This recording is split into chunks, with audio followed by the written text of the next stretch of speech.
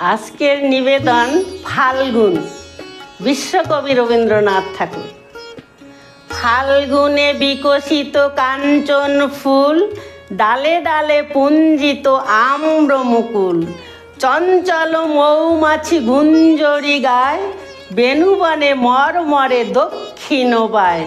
স্পন্দিত নদী জল ঝিলিমিলি করে, জ্যোৎস্নার ঝিকিমিকি বালুকার চরে। নৌকা ডাঙায় বাঁধা কান্ডারি জাগে, পূর্ণিমা রাত্রির মত্ততা লাগে। খেয়া ঘাটে উঠে গান অশ্বথ তলে, পান্থ বাজায় বাঁশি আনমনে চলে। ধায়ে সে বংশীরব বহুদূর গায়, জনহীন প্রান্তর পার হয়ে যায়।